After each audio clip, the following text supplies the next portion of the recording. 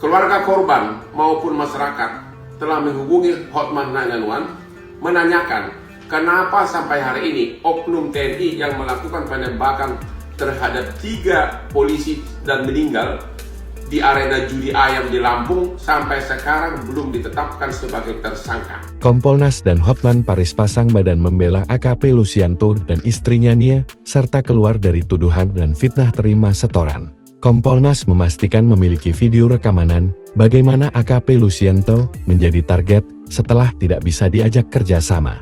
Komisioner Komisi Kepolisian Nasional Kompolnas, Muhammad Choirul Anam, juga memberikan penegasan bahwa isu setoran kepada ketiga polisi tersebut tidak berdasar. Anam mengungkapkan bahwa setelah melakukan pengecekan langsung terhadap rumah AKP Lusianto, ia menemukan kondisi rumah yang sangat sederhana, yang memperkuat keyakinannya bahwa Lusianto tidak menerima sogokan dan terlibat dalam bisnis judi sabung ayam.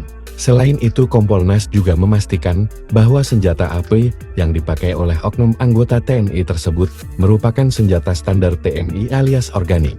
Hal itu terlihat dari luka-luka di anggota tubuh 3 anggota Polres Waikanan Lampung yakni AKP Lusianto dan 2 anggotanya. Sementara itu, pengacara kondang Hotman Paris menyatakan akan membela habis-habisan istri dan anak dari AKP Lusianto. Dia juga berjanji akan menguak hingga tuntas isu tuduhan Kapolsek Negara Batin itu sudah menerima setoran kepada pihak keluarga untuk segera menghubungi 911 dan saya siap memberikan bantuan, kata Hotman. Ia menilai bahwa oknum TNI sengaja menunda-nunda penetapan tersangka dengan mengalihkan isu kedugaan adanya setoran judi sabung ayam ke oknum Polsek dan oknum Koramil. Itu adalah perkara yang terpisah dan tidak bisa dijadikan alasan untuk menunda penetapan tersangka, tegasnya.